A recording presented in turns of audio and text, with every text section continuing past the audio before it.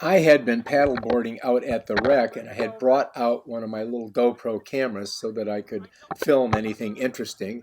And I noticed these two people had flipped their kayak and could not get it righted or flip back over. So I came over to help, and they had the paddle shoved through there, so it made it even more difficult to right the kayak and get back in it. And they were pretty much exhausted.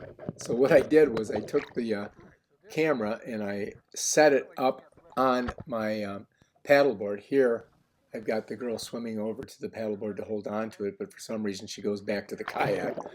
Now you can see it. I'm going to set it on the paddleboard. You can get a better view of this. So anyway, you can see that paddle shoved through there, and that's one of the reasons they couldn't get this kayak to flip over. And if you look to the right, just past her, you'll see there's a head bobbing out of the water. So there was another guy a young kid who had been trying to help her, and he was basically exhausted. I ended up having to pull him back on the paddleboard. Get over here on the paddleboard, please. Thank you. And so she comes over. And she has a flotation device on, but you're going to notice that the guy did not have one.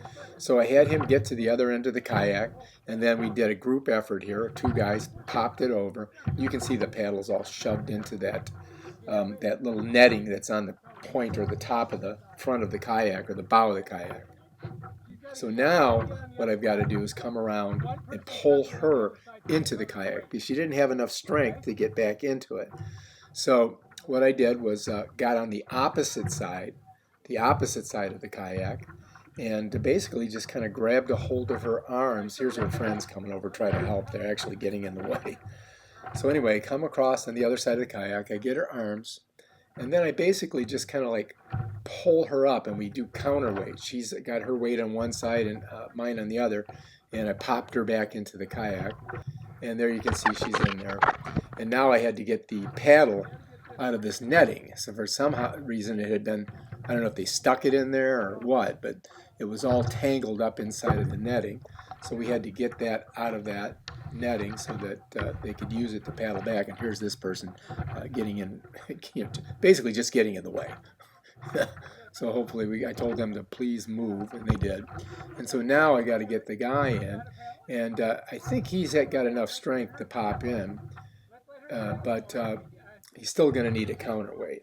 All right, so what I did was get on the other side again, hold the kayak down here in front, let him slide up, keep the weight from the kayak flipping, and now they should be able to make it back. You can see she's distressed. She's very tired.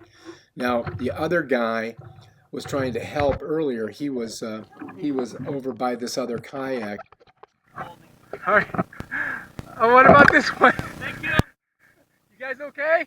And as I was paddling in, I ended up having to get him and pull him in because he was totally exhausted from swimming for a half hour out there in the water. You can see he's not in that kayak. He's in the water next to it. So I paddled over, got him, and brought him back into the shoreline. And you can see it's a very calm day. It's not like it was, waves or anything. But if you get in the wrong situation, you can end up drowning, especially if you're not an experienced waterman. All right, if you like this video, subscribe to my channel. Check out my other awesome videos. Peace out.